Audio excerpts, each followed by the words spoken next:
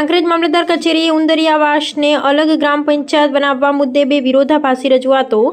સિહોરી કાંકરેજ મામલતદાર કચેરી ખાતે ઉંદરિયાવાસને અલગ ગ્રામ પંચાયતનો દરજ્જો આપવા તેમજ ન આપવા મુદ્દે એક જ દિવસે બે અલગ અલગ રજૂઆતો કરવામાં આવી હોવાના કારણે મામલો ચર્ચાનો વિષય બન્યો છે। એક તરફ ઉંદરિયાવાસને અલગ ગ્રામ પંચાયતનો દરજ્જો આપવા માટે મામલતદાર કચેરી ખાતે આવેદનપત્ર આપવામાં આવ્યું હતું, જ્યારે બીજી તરફ ઉંદરિયાવાસના કેટલાક ગ્રામજનો દ્વારા સિહોરી ગ્રામ પંચાયતમાંથી ઉંદરિયાવાસને અલગ કરી નવી ગ્રામ પંચાયત બનાવવામાં ન આવે તેવી માંગ સાથે ગુજરાતના મુખ્યમંત્રીને ઉદ્દેશીને કાંકરેજ મામલતદારને લેખિત રજૂઆત કરવામાં આવી હતી।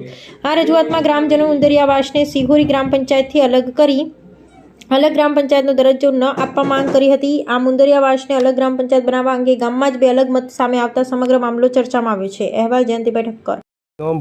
પ્રતાપજી તકારી ઉંદરિયાવાસ આજે અમારી જાણ વગેરે કેટલાક લોકોએ દ્વારા અલગ પંચાયત માટે આયોજન પત્રક આપવામાં આવેલ છે, સાથે અમુક સંમત નથી। અમારે પંચાયત શિવરીમાંથી અલગ પાડવી નથી। અમને જોણ કર્યા વગર એ લોકો એમને એમ આયોજન પત્રક આપ્યું પડે છે, અમને કોઈ આ જોણની ખબર નથી। શિવરી પંચાયતમાં અમારે રહેવું છે, અમને ખૂબ શિવરી પંચાયત લાભ આપે છે।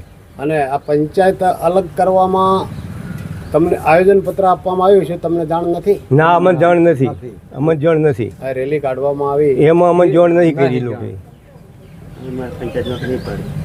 અમને કોઈ ખબર જ નથી। આ તો પછી ખબર પડી એટલે મેં આ માણસો લાયા, એમાં 12 માણસો 12 ગામના બધા હતા, ગામના કોઈ પણ આગેવાનો નહોતા, અને 12ના માણસો આજુબાજુના ગામના માણસો લાવી અને એની રેલી કાઢી। અમને કોઈ આ વાતની જાણ નથી, અમને ખબર જ નથી। અમારે આ ગામની પંચાયતમાં રહેવું છે, શિવરી પંચાયતમાં રહેવું છે, અમને લાભ મળે છે, અમને કોઈ તકલીફ નહીં। અમારે પંચાયત નોખી પાડવી નથી, અમને કોઈ ઉંદરિયા કરવામાં આવે તો તમને અમને ના મંજૂર, અમારે નથી પાડવી, અમારે શિવરીમાં રહેવું।